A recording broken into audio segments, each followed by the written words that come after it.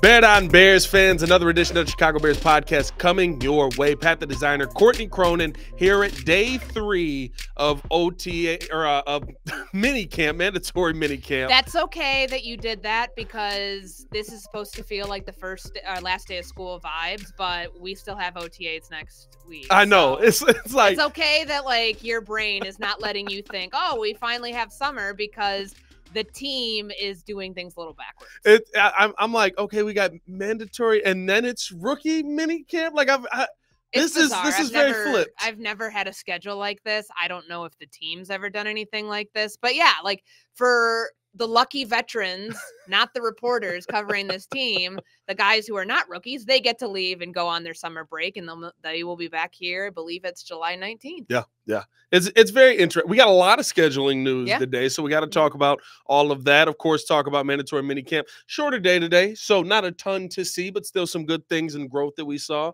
And got to hear from QB1 today on some interesting topics. So all that and more coming you guys' way. Hit that like button, subscribe to the page, leave a 5-star review. Y'all know what to do. Courtney, how are you today? I'm good, but I am thrown off by the schedule. Like it's, and even is it the schedule or the Dan Hurley news? I think both are really throwing us. Can't process all of this, and even with you kind of foreshadowed some of the other scheduling news. We will be getting the training camp schedule at some point later today, but we found out from Matt Eberflus that there is a joint practice for I believe it's ahead of the 3rd preseason game. So I'm not going to lie to you people. I did not know that they were playing Cincinnati because I did not commit that to memory. He tried to clown you a little bit up there, didn't he? That was crazy. I wasn't the only one who was like asking. I'm like, wait, so is that going to be here? Is it going to be somewhere else? Like, so sorry I did not memorize the practice, the preseason schedule when the games don't matter. I can tell you weeks 1 through 18, I bet offhand, like committed to memory, I probably could tell you 85% of those games in succession and get them right. But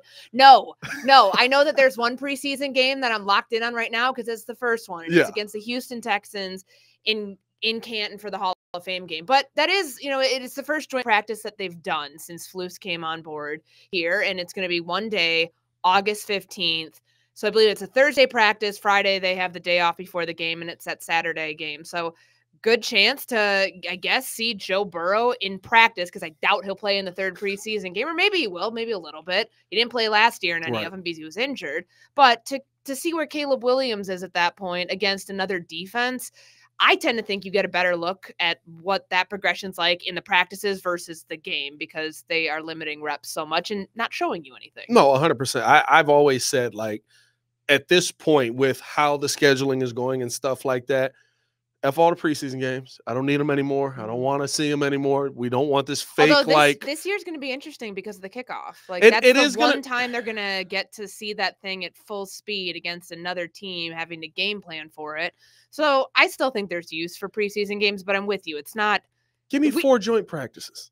I agree. You know what I mean? Like, give me 4 joint practices. Maybe not You're working 4 through some preseason things. games. Yeah. I would be much happier for 2 instead of this team having 4, but makes things longer and more content. I think what's going to be interesting as well with this is a different style of joint practice. So I don't know if this is going to be just one long practice. He said they're going to go through everything. This is a 1-day joint practice. Usually you get a couple of them in.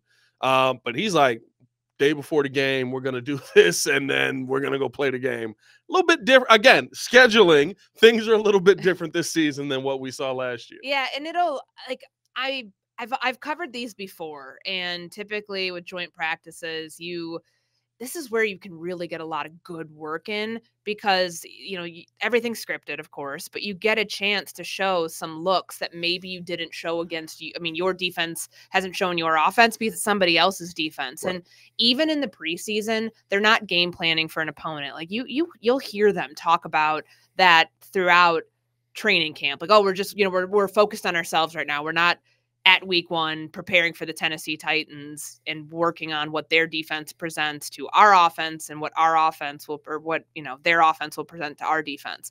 But that's the chance that you'll get some unscouted looks for this offense, which will really will help us be able to gauge where Caleb Williams is in his development. I think that's a really good thing. I think joint practices have so much more value than preseason games. And of course, you want guys to be smart. You don't want any stupid fights. You don't want anybody to get injured. And they'll address no that injuries, stuff. but I'll be wanting fights. They'll address that stuff like they always do. But it's, I think I remember the first year they got here, and like it was just like, let's just try to make it through training camp. Like they weren't even. The last 2 years, they really weren't at a point where they could invite another team in or go somewhere else for a joint practice because they were still trying to like figure out who they were as a team. That's another sign to show you that they see the light at the end of the tunnel. Yeah. Like what Jaquan Brisker said when I asked him, like, this is the year that they're supposed to start competing. And that's just like a very small sign that shows you that they believe that. Wasn't last season when they were joint practice in India, I thought? Well, yeah, no, you're right. Kind of like it was a weird one because it was basically like practice was so good we're not playing in the game. Yeah, you're right. I don't know why I completely miffed on that because that's when Tevin Jenkins got the calf injury. We were down there for 2 days. Yeah. It was a Saturday game. This is the first time they've hosted it here. They've hosted. That's what yes. That's what I was. My brain's a million places, but that's where I was going with that because it's, they now are having somebody on their turf to where they get to dictate all of that. And I honestly thought the joint practices last year in Indianapolis were some of the best work that they got in all summer. And yeah, there were a couple moments where it got chippy out there from their defense. I remember Flus was yelling at a couple of the veteran players that he had coached in Indianapolis for, maybe taking some liberties with, you're not supposed to have that much contact in practice, but it was. Those 2 days I thought were a really good indicator of the work that they were getting in at that point, August 16th and 17th last year. And now that they get to have it on their terms, I'm curious to see what the script will look like, what Matt Eberflus he and Zach Taylor, he said they're going to work on it together, what that's all going to be and how the format's going to be different than what we saw. Maybe they learned from some stuff in Indianapolis. Maybe there's some things they want to do different. With a rookie quarterback getting a live look at another team that early on before, you're right. Like the preseason, he's going to play. He's going to play, but he's not going to be seeing the best of the best and like a lot of looks that, teams are going to try to keep behind closed doors. Yeah, it's going to be the thing that I'm going to be looking most forward to. Of course, Caleb Williams is what we're all watching. Literally, my favorite part of when the cameras can come up at practice is it's literally just everybody going, "Where's 18? Hold on, where's it? There he is. I got him right there." But I'm really excited to see what this DB unit looks like versus Jamar Chase, versus T. Higgins, versus an offense, that combination of Joe Burrow and Jamar Chase that has been dominant, that is a Super Bowl caliber offense. Sure.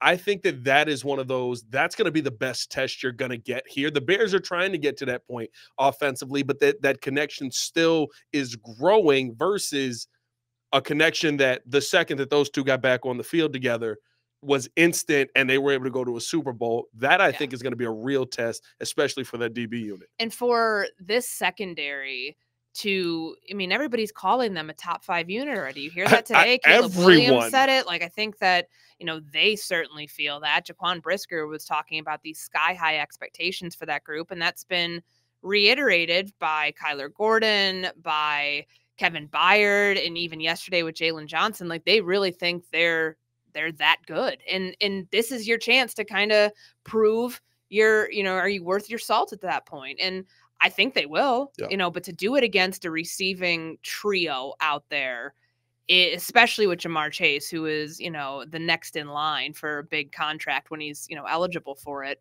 It's exciting to see. And I think that they will get a very good chance to, also see how Caleb Williams stacks up going against, not head to head, but like when you get to see people side by side, like where Joe Burrow is, he's now 4 years, 2021, 2, 3, 5 years into his career. You're not going to have like too many similarities. I wouldn't say, he's 2020. But that's a good way to get like a measuring stick of, okay, where are you at right now in your career? Where do you want to be? Yeah. And Joe Burrow, coming in, he was on a bad team his first year, and seeing what happened, as you mentioned, when they bring in Jamar Chase, quickly the expectations for that team skyrocketed. By that time, we will have a good feel for what this offense is going to look like when they're in 11 personnel, what the usage is going to look like for DJ Moore, for Keenan Allen, for Rome Odunze. And I'm excited to see the distribution of the football. And you know, even what Caleb Williams said today, that, you know, he thinks they're going to be pretty damn good. I mean, on paper, they should be. Look at all that talent they have around him. They talk about, and maybe it's just the vibe that I'm getting, but when we're sitting in there in the press conferences right now, how they're talking to me sounds like the only thing they're worried about with Caleb, and even Caleb today, the only thing that he's worried about right now is the cadence. It doesn't sound like they're worried about like, oh, is this offense going to click? Are we going to be able to figure the plays out? Are we going to be on the same page? They just keep saying, once I get the cadence right, you know, I feel like I'm going to be there. We need him to get the cadence. We're really working with him on the cadence. Once he gets the cadence right, it sounds like their expectation is to be a pretty good offense this season. I think they're looking at it like in steps, because I mean, there's still going to be moments. I mean, with the processing speed for him, like, again, he's not going against a live pass rush for a while. Yeah. So, you know, when that happens, when they're all in pads and they can't have contact with the quarterback, but they can, you know, have a much more realistic feel for it. You know, where is he starting off in that process? But yeah, it's like, I think he's done a really good job, and they've done a good job of segmenting out what needs to be the focus right now. Right now, the focus doesn't need to be, you know, figuring out the wide receiver depth chart and who his number one target is. It's simply getting everybody on the same page, vocalizing the snap count, making sure it's not too loud, too soft, making sure everybody hears it. As he walked us through it today, I thought that was a really kind of, you know, heads up view on how he's approaching it.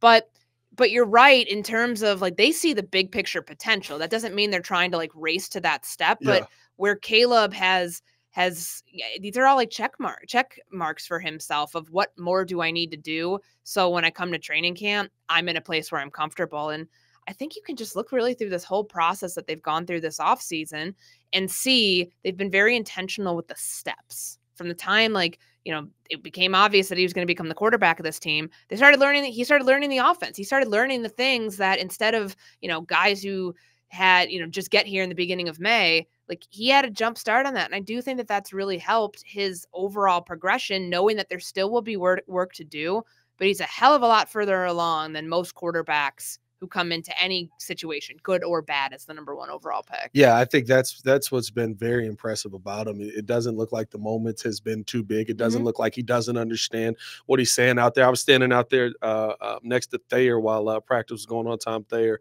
and he was just talking to me. He was like, this kid has no idea where everything is supposed to be yet. Yeah. He's just figuring out, okay, this is what I got said to me. This is what I'm going to say to get it back in. Who's the receiver that I need to find on this play? It is baby steps. It is him figuring it out and going through it. But as we've heard from Flus, as we've heard from Shane Waldron, him getting into that playbook as early as he did does seem to have him with a leg up on the competition right now. Yeah, and that's like, these things take a long time to learn. Like what he was talking about today, last time he used a verbal cadence was high school. High school, yeah. Like, to have to go relearn that effectively. And I mean, obviously it's a much different thing at this level, but, you know, 4 years of being, or 3 seasons of being in a spread offense, and where you're doing the clap cadence, as you and I talked about the other day, you're looking at the sideline, looking for what the play is. Screw baseball. Okay, I got you. Yeah, like what receivers do, you know, that can take months for guys to get comfortable with. So their process of making sure he got up to speed on all of that is super impressive, because, you know, it's an opportunity that they didn't waste. They didn't waste it being like, oh, he'll just figure it out when he gets here. Like, we want him only working with our coaches.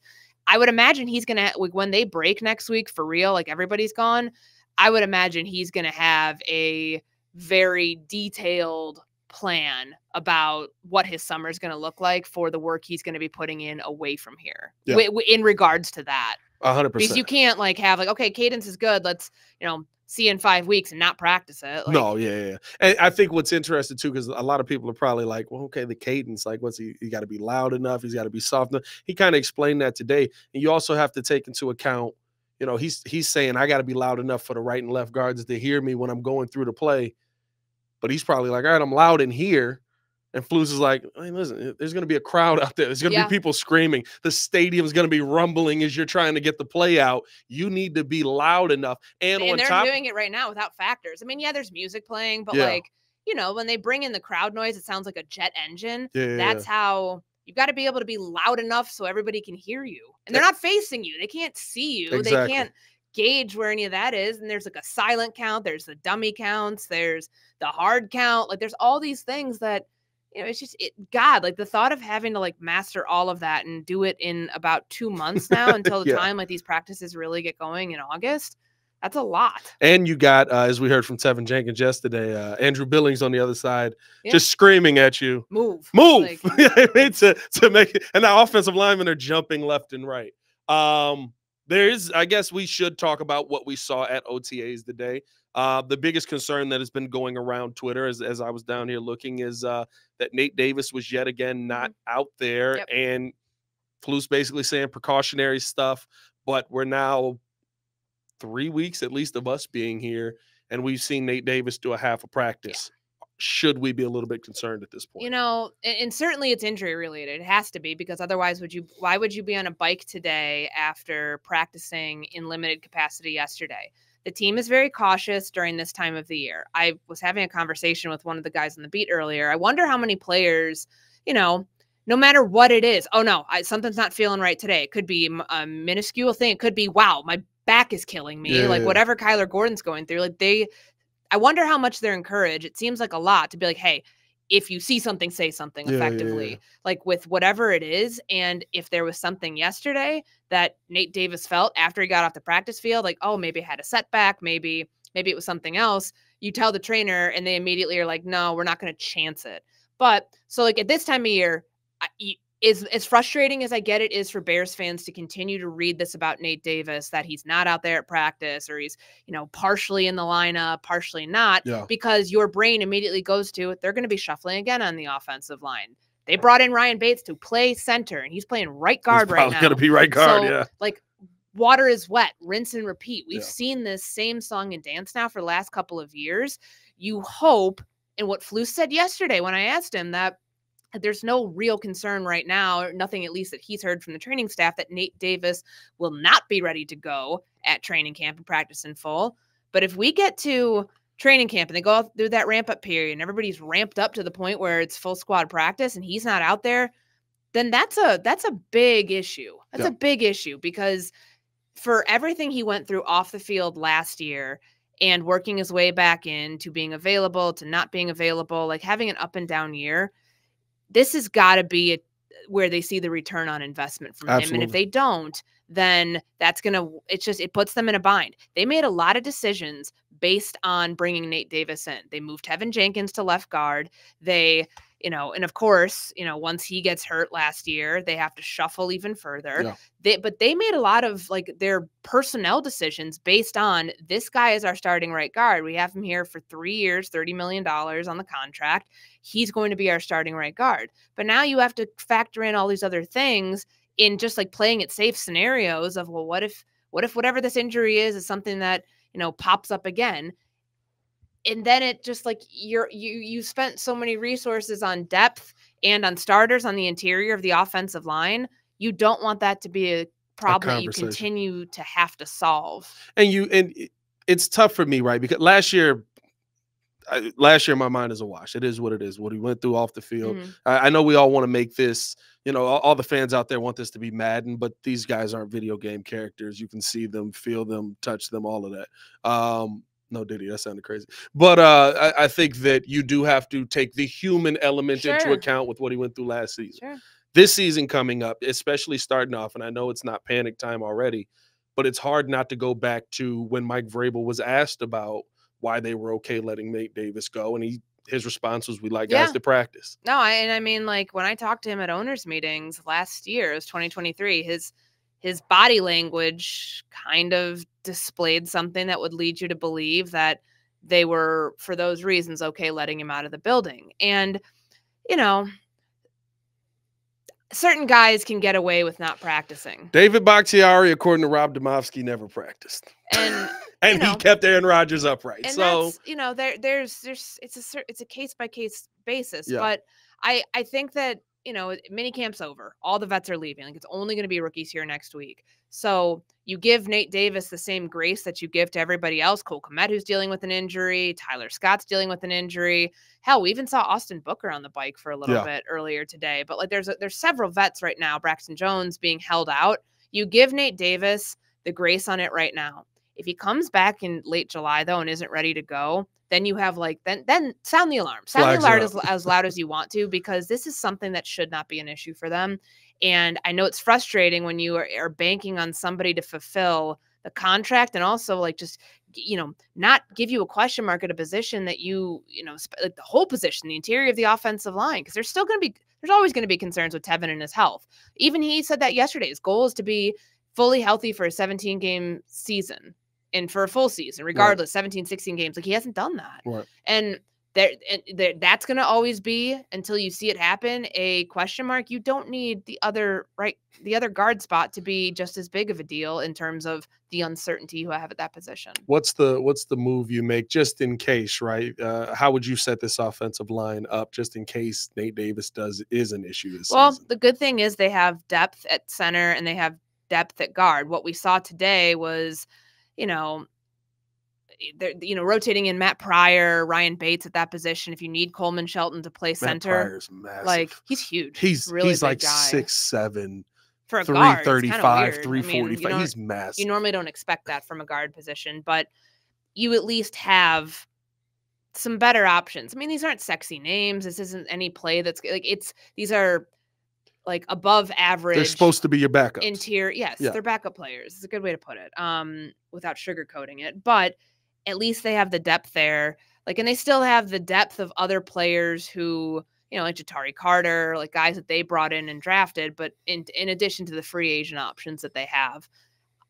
I just think that everybody's going to be waiting on, pins and needles to see what this offensive line looks like at the start of training camp, to see who's out there practicing and who's not. Yeah, it's going to be interesting to see. We'll see kind of when training camp gets here, what these guys look like, who's healthy, who's not. Let's talk about the day a little bit. We got to see Caleb Williams in the offense, to me, come out and have one of their best days that we've seen since we've been up here. What'd you see from the offense today? Everything's red zone. Everything was shortened today because it's, the getaway day for players. I think what Flus pointed out was pretty obvious, that the red zone period was much cleaner today. And in 7-on-7, the offense won. In 11-on-11, when Caleb's forced to think, process a little bit quicker because there is a pass rush that's coming at him.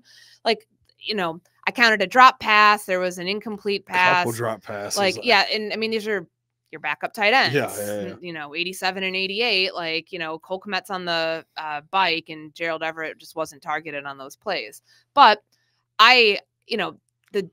the defense, as expected, got the better of them in team period. And Caleb Williams, I thought, had some really nice throws in 7-on-7. I'd say it's his best day of 7-on-7. Yeah. And everything shrinks in the red zone, but things speed up quickly. So to watch him fit that throw over Jalen Johnson's head in the corner of the end zone to Roma Dunze, I thought that was his best throw of the day. And then there was a touchdown to DJ Moore as well in the back of the end zone. That was not in the corner. It was in the back of the end zone by the goalpost.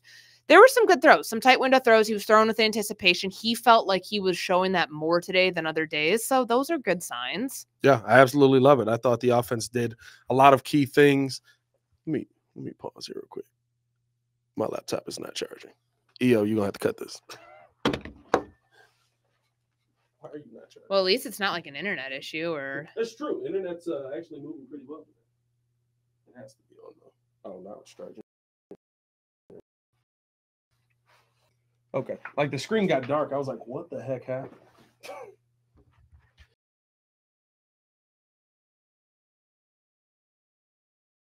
Well. Oh, as soon as we said it stinks. Is it back? Is it back? I think it's back. Okay. 3, 2, 1. I think we're seeing some really good things from the offense. I thought that Caleb Williams looked really confident today as well. Again, he keeps growing in his anticipatory throws. I think are just getting better and better every single game. Of course, we've talked about the touch that he's been able to put on the ball, but I just feel like he's starting to get used to his receivers as we've gone through this week. And he's kind of figuring out, okay, this is how DJ breaks out of a route. This is where Rome wants the football. This is where Keenan wants the football. Sure. Like, I think he's really getting a hold of this offense and taking control of it. And yeah, I mean, there's still going to be the moments, like he had a pass to Keenan Allen that he threw. The ball was wide. It was an overthrown pass to the side. And like he's going to have those moments, but I think where his growth is happening, I guess, like, you know, the quickest right now is being able to put the ball in certain places that he knows like only that his receiver can get, which is that's a very complicated thing to do. And that only comes with reps. And it's, you know, I think Keenan said it the other day. He anticipates that they're going to have some like a throwing session somewhere. I mean, they really don't have much time. It's 5 weeks.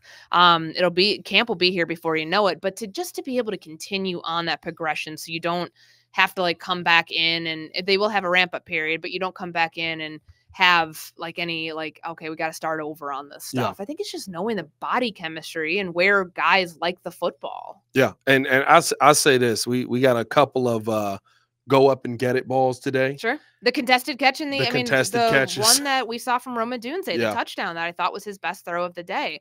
That's why you have a guy like that. Going up and getting it. This is not a Chase Claypool situation where guys are down here, arms fully extended, high pointing the football well. I'm getting excited is what I'm saying. Defensively, we talked about how the defense is. It feels that they're a top 5 defense. What'd you see today defensively that really stood out to you? They are, I mean, the juice that they bring every single day. I know that, like, you know, the whole idea that defenses are annoying and like they're supposed to kind of play this antagonist role. I think that the offense responded to it probably the best we've seen of any of the periods. And even like, I know there were no refs out there today. It was like that was a PI. Flus was crazy for that one. That was a little nuts. He called it the way that like the one, you know, red zone 11-on-11 period ended for the first team offense was Caleb Williams throwing a pass that Matt Eberflus believes was broken up. I think it was Tremaine Edmonds on it. But no, I mean, like that would have been, I saw him come over and I believe he was talking to Ryan Griffin, who was like great placement on that. Like meaning that they knew that he would have gotten the call on that. And sometimes it's not a matter of making the perfect pass. It's putting it in a place where you can get the calls. You can get the flag. And that's something he's got to learn too. Like what he can get away with, because he's testing the secondary. And I think you really got to give him credit for being willing to push the limits to see what he can get away with against a defense like this, because it's a representation of like some of the better defenses they're going to face. And this defense has been consistent the entire time that we've been out here now, 5 practices this spring. And yes, there have been days where the offense has done well, but like you're not seeing, I mean, the defense has had more moments than not, especially in team periods when just even the semblance of the look of that pass rush is, you know, causing things to speed up. And, you know, they're going to have to overcome that and figure out ways around that when that becomes not live contact, but when they are able to go at full speed. Yeah, it's I think just how this defense has continued to, it's almost a perfect balance, right? Like, before the play's happening, they're jawing at him. They're trying to throw him off. As the play happens, they're trying to get to him. After the play happens, you almost see him, like, especially a lot of the veteran players, go over to him once the drill is done. Is like, all right, yeah, this is good play on that one. You thought you had us, but like, kind of tell them like, you're doing okay. You're not falling behind. You're on par. And it is always, we come in here after all these practices at training camp, we do the same thing, and it's always, you know, what the offense do, what the defense do. But as one team, I think the word that I would use to describe this Bears team is resilient. We've seen both sides go through, like, you're struggling a little bit in this moment. All right, now we got to bounce back. Yeah, and the whole, I know it's cliche, but not making the same mistake twice. I think it's good that Caleb didn't throw an interception today. Yeah. You know, saw him throw one 2 days in a row. Kind of the same issue on both, but he's, again, I think it's a good thing to be willing to test the ball over the middle of the field. Got to be a little bit quicker on that pass and not take a second hitch.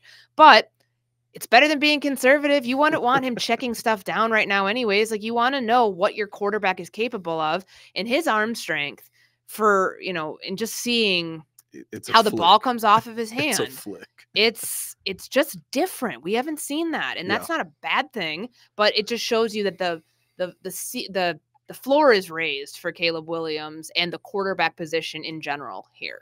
Yeah, and I think the team realizes that. I think the coaches realize that, and I love the fact that they're not shying away from it. Yep. I asked Jaquan Brisker about that today. Do you feel more pressure on you this season coming in knowing you got a rookie quarterback? Maybe you got to have his back a little bit more. He's like, I don't really care what the offense does. I want to score touchdowns. I was like, okay, like I like that. Him on that, but that's like 06 Bears, right? That's that old school mindset. Now they didn't have an offense, but and he's got a coach that is going to favor defense and is going to instill that mindset in his players. But the question is a very fair one because Caleb Williams isn't in a situation where he's got to throw 3 touchdowns, 4 touchdowns a game for this team to win.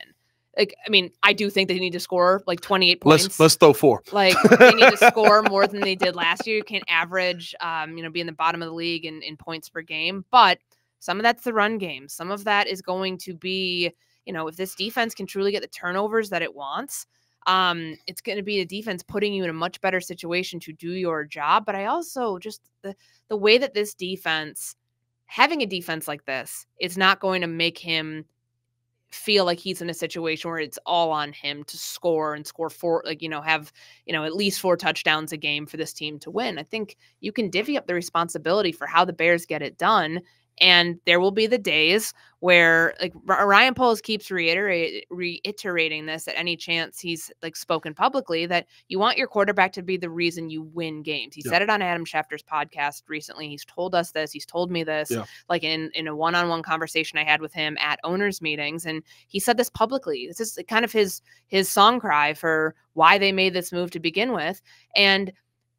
But that doesn't mean it's always going to be on Caleb for this team to win. It's going to be on they're going to have the defense in certain games, I'm sure, bail them out because these other players get paid too.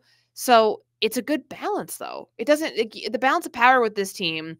If you you're going to find people who say, oh, well, the receiver unit is the strongest unit on the team, or the secondary is the strongest unit on the team. Sometimes it might switch. Like, sometimes there might be days where the defense looks better and the offense looks worse, and vice versa. And that's a good thing to have. That's an abundance of riches where it's not just all falling on one side of the ball to get it done. To me, the dream scenario heading into this season is the defense leads the way to start the season off. Caleb figures it out by the time you get to your divisional games.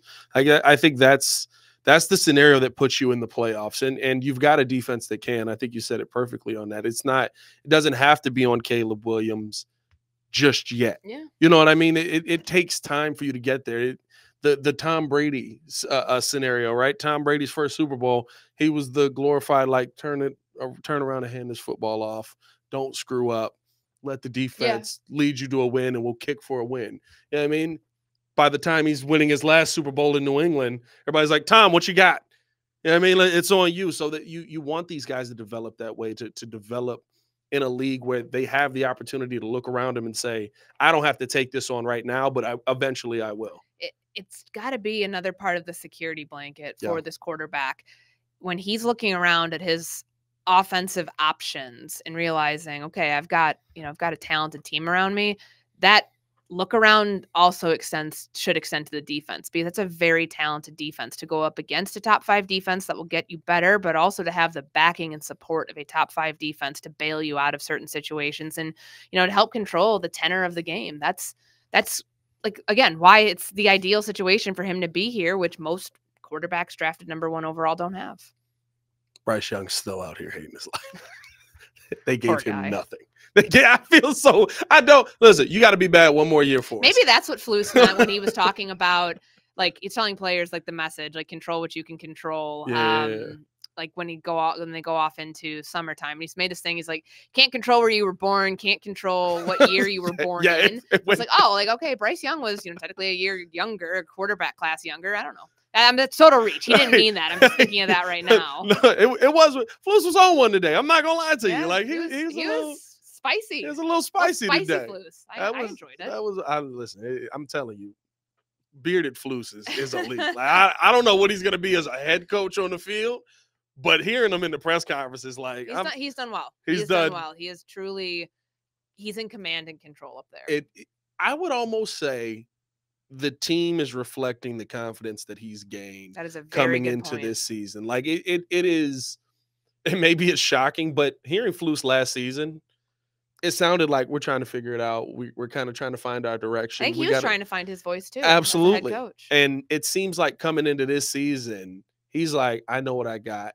He comes in knowing he's got the dogs on defense, so he probably feels great about that. But the confidence that he's exuding, it seems like that's going through the entire team. Yeah, no, I mean, it's definitely that attitude is reflected elsewhere. And I mean, these players, you know, it's all about the players. Like they are the focal point of this franchise. But his confidence certainly, you know, that doesn't. It's not like in a vacuum. Like his confidence has a trickle down effect too. Yeah, no, it's going to be real fun to watch this all.